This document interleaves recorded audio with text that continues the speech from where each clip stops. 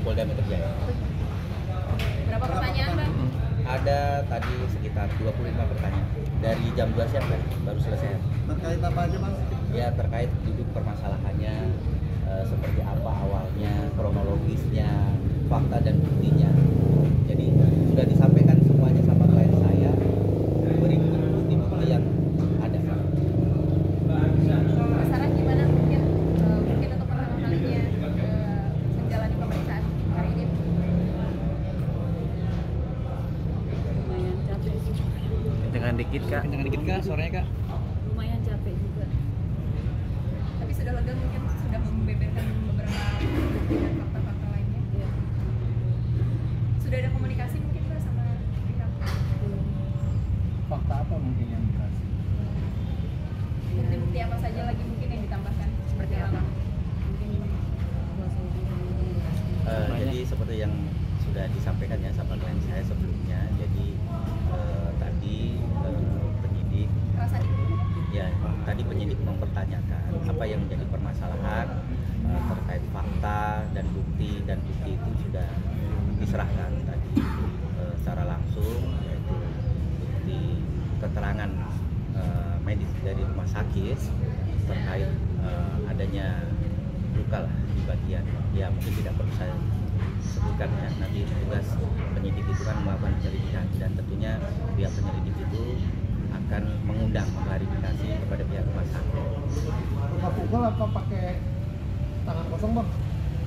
Jadi terkait dokumentasi foto lebam-lebam itu ya dari pukulan tangan kosong ya, karena terlapor RD ini meminta hubungan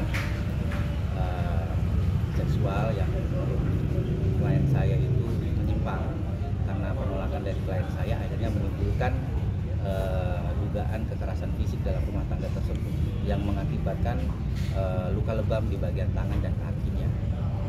mungkin jika dalam proses klarifikasi nanti akan dikonfrontir, Mbak Sarah akan siap? Kalau Bertemu. ya klien saya siap, klien saya siap, sangat siap.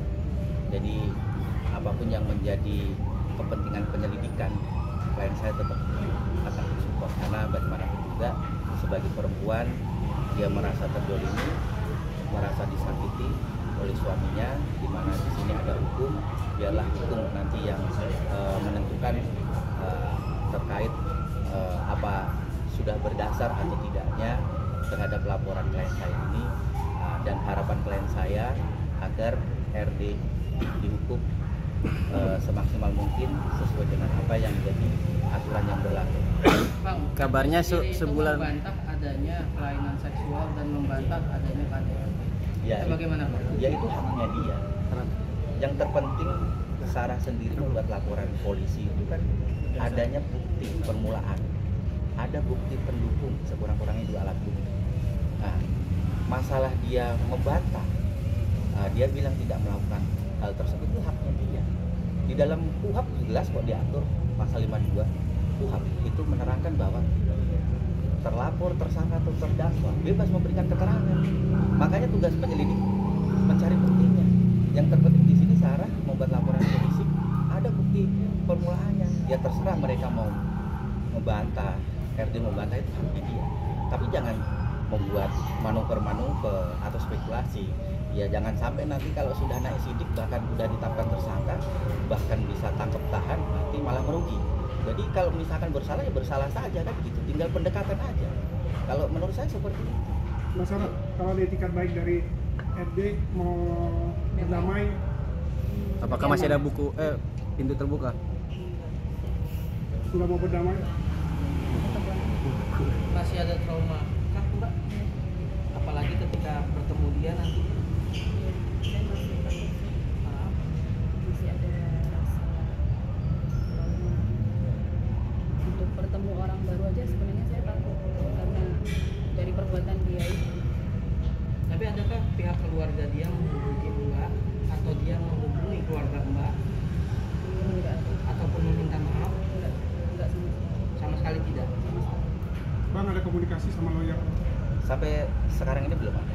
Ya saya sih tinggal mengikutinya sebagai kuasa hukum. Apa yang jadi permintaan klien saya, katakanlah kepengen agar supaya permasalahan ini on the track, tetap kami akan on the track kan. Gitu. Masalah nanti adanya RJ itu klien saya ini mau berdamai atau tidak, ya itu haknya dia. Tapi sejauh ini yang telah kami dengarkan sendiri dari klien saya, dia tidak mau berdamai. Apapun itu bentuknya, tetap permasalahan ini harus on the track sampai ke peradilan. Mbak Sarah dari sana mengatakan ada bekas luka yang sebelum adanya pernikahan. Boleh ditanggapi Mbak? Ada luka di bagian tubuh Mbak sebelum adanya pernikahan karena sudah ada luka. Mungkin laporan yang dimaksud Mbak adanya luka-luka itu kejadian sebelum Mbak sama RJ menikah. Enggak ada sama sekali. Badan saya nggak ada luka sebelum nikah sama dia. Mbak Sarah, Fitnah sih. Mbak Sarah apa setelah kejadian Mbak Sarah sendiri pergi konsul ke dokter atau seperti apa Mbak? Setelah kejadian saya sempat konsultasi ke psikolog sekali. Masih berlanjut Mbak?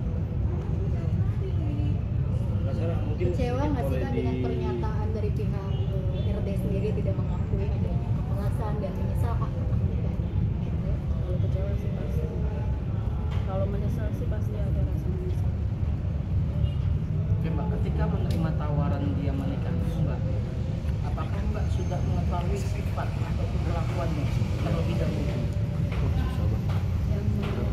Enggak, ini kan dia diduga melakukan kekerasan juga kan, maksud saya. Apakah sebelum Mbak menikah dengan dia, Mbak sudah mengetahui sifat kerasnya atau Sifat temperamennya nih saya tahu salah. sifat temperamen? Berarti sudah mengetahui sejak awal bahwa RD ini Bukan temperamen. sejak awal, saya kan tahu sama dia kan 8 bulan. Saya tahu sama dia sekitar 8 bulan. Cuma melalui via chat. Enggak telepon, enggak video call. Jadi saya cuma sekedar mengenal dia lewat chat-chat gitu. Ya kalau mengenai sifat dia yang temperamen itu pada saat foto priwet itu mulai kelihatan. Ini ada kaitannya dengan yang kabarnya bahwa 2 minggu sebelum pernikahan akan kabarnya akan menunda pernikahan gitu. Tidak jadi pernikahan itu sempat hampir dibatalkan 2 minggu sebelum pernikahan.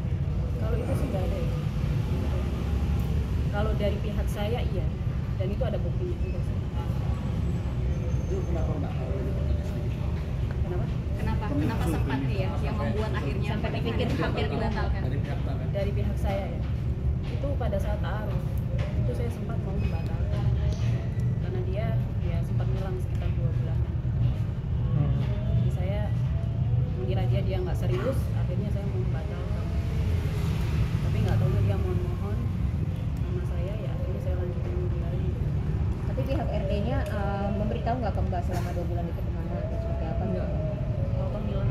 Pertimbangannya apa Mbak? Akhirnya udah menghilang terus akhirnya menerima sama saya saya. kalau dia serius sama saya, keluarganya juga udah kenal saya, dia sering cerita sama ibunya.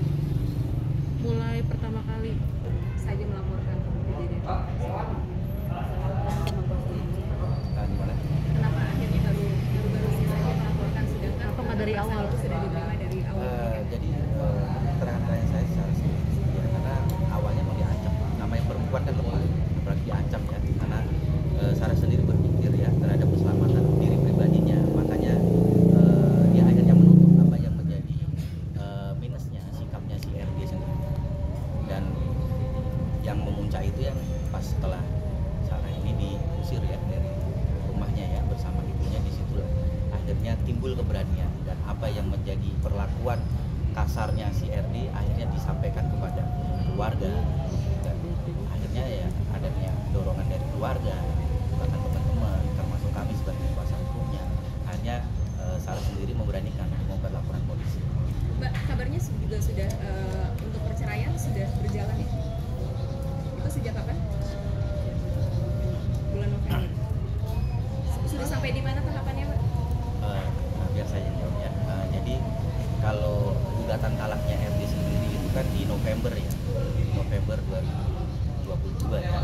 Saat ini sudah masuk ke sidang pokok perkara karena di awal mediasi para pihak baik si termohon ataupun pemohon yaitu Sarah dan RD tidak ketemu ya penyelesaian yang baik, akhirnya deadlock. Nah, dan sekarang ini sudah masuk ke sidang pokok perkara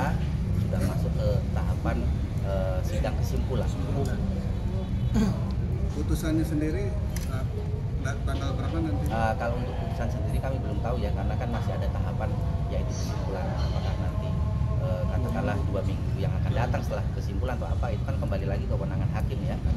Kami juga tidak bisa memaksa hakim, tinggal kita mengikuti apa yang menjadi tahapan hukum acara. Mas Sarah, benar nggak sih setiap proses sidang talak hadir selalu, saya tidak pernah absen? Saya enggak. Saya cuma sidang mediasi doang. Saya ada. Selain itu kuasa hukum saya nggak pernah. Alasannya mah mungkin Ya. Jadi pada saat sidang mediasi aja marah-marah gitu. Jadi saya terlalu. Mbak Sarah boleh kasih tahu terakhir ketemu sama RD kapan? Ya itu pada saat sidang mediasi terakhir kali. bulan November berarti. Mbak, yang menarik dari pihak RD mengatakan RJ Mbak Sarah membocorkan salah satu rahasia, boleh dibilang surat ya, surat yang harusnya itu merupakan rahasia buat RJ, dan Mbak membocorkan di pengadilan agama Cikarang. Mungkin ada tanggapan Saya nggak tahu. soal rehab, surat rehab? Terkait apa nih surat rehab? Surat Pihak rehab RT yang menyebut jika dibocorkan si Mbak Sarah membocorkan bahwa adanya surat Rehab. si RT ini menjalani rehab. Apakah betul ada hal itu? Kalau itu mungkin kami tidak bisa ini ya, memberikan statement ya, karena itu kan urusan di peradilan sebenarnya juga itu tertutup ya, karena sidang perceraian ya. Jadi kita fokus ke permasalahan pidana aja. Karena sekarang ini kan teman-teman media ini kan kepengen mempertanyakan seperti apa progres perkembangan terkait laporan polisi. Ya kalau misalkan memang itu ada, memang benar adanya seperti itu, ya namanya para pihak itu kan sah-sah saja ya dalam istilahnya jawab menjawab surat, melakukan pembuktian, saksi-saksi, apa yang menjadi minus-minus, apa yang menjadi penyanggahan si Sarah itu kan sah-sah saja kan begitu, dan itu pun juga tertutup untuk umum. Gitu. Kalau memang benar adanya perihal surat rehab itu, berarti tulisan tersebut kan Mbak Sarah sebetulnya RT ini, sorry kalau saya bilang sebagai pengkonsumsi narkoba atau apa? Saya nggak tahu. Awalnya tidak tahu. Dia, saya sempat bertanya ya sama dia, karena saya membaca berita di Google lah. Itu dia membantah dengan bilang sama saya, itu katanya dia difitnah. Saya nggak. Tapi bisa dijadikan maksudnya perilaku dia yang kayak kekerasan verbal, sosial bisa diacuan dari histori dia pernah pakai juga nggak sih? Nah, kalau mungkin boleh dipertegas sedikit Mbak, ini kan juga banyak akhirnya yang menjadi pertanyaan Mbak. Maksudnya kekerasan seks menyimpang seperti apa sih yang pernah? Ya mungkin salah satunya aja yang diminta sama RT. Gini, biar saya jawab. Ibarat perumpamannya ya. Teman-teman punya rumah, sudah disediakan pintu untuk keluar masuk. Kenapa harus lewat jendela? Jadi nggak perlu saya konkretkan ya seperti apa, karena ini nggak etis gitu kan. Kira-kira seperti itu. Mungkin teman-teman sendiri bisa menyimpulkan. Itu salah satu atau ada beberapa hal lain terkait penyimpangan seksual? Ya, itu yang kita laporkan.